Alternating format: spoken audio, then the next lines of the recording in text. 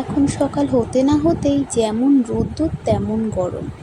সকালে তেমন কিছু খেতে ভালোই লাগে না, তাই আজকে সকালটা শুরু হয়েছিল ঠান্ডা ঠান্ডা তরমুজ খাওয়া দিয়ে। তরমুজ আমার এখন খুবই ভালো লাগে। এরপরে আম আসবে, আমও আমার ফেভারেট ফ্রুট। তো এই তরমুজ খেতে খেতে বাইরে দেখছিলাম, দেখো রোদ্দুরের কি তাপ।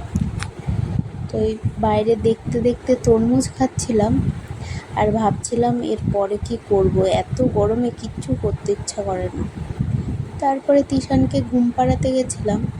তিশানের এখন কি হয়েছে, ওর পাশে যদি আমি না থাকি বেশিক্ষণ ঘুমাই না, বড় জোর 10 থেকে 15 মিনিট ঘুমাবে যদি আমি উঠে যাই, আর আমি সাথে থাকলে 1 থেকে 1.5 ঘন্টা ঘুমায়। কি অদ্ভুত। তারপর একটু কাজে গেছিলাম মাসিদের বাড়ি, আসার সময় দেখো আমার চোখের পলকে একটা পোকা আটকে গেছে। কি জ্বালাতন। তো মাসিদের বাড়ির থেকে এসে লাঞ্চ করে নিয়েছিলাম। আজকে লাঞ্চে ছিল শাক, ডিমের ঝোল, পেঁয়াজ। শাকের সাথে সাথে আমি কাসনও খাই, আমাদের কাসন্দি ভালো লাগে।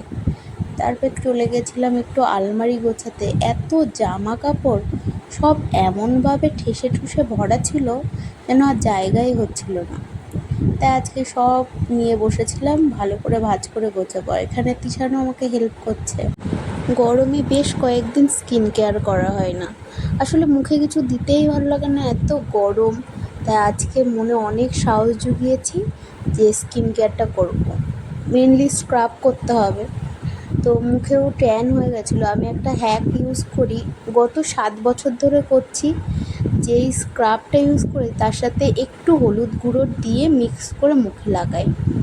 এটা লাগালে 5 মিনিট রেখে হালকা মাসাজ করে ধুয়ে ফেলতে হবে, আর ইনস্ট্যান্ট গ্লো দেয়। দেখতে পাচ্ছ সব ট্যান উঠে কি সুন্দর মুখটা গ্লো করছে, এত ভালো কাজ করে। তারপরে রাতে স্কিন কেয়ারের মধ্যে ময়শ্চারাইজারটা ইউজ করেছিলাম। আমি এখন গরমে সেরকম একটা ময়শ্চারাইজার ইউজই করি না, মনে হয় যেন ময়শ্চারাইজার ইউজ করলে গরম বেশি লাগে। তাই আজকে যেহেতু স্ক্রাব করলাম তো ময়শ্চারাইজারটাও মাখলাম। ভিডিওটা ভালো লাগলে প্লিজ লাইক করে দিও, আর এরকম ভিডিও দেখতে চাইলে আমার চ্যানেলটাকেও সাবস্ক্রাইব করে দিও।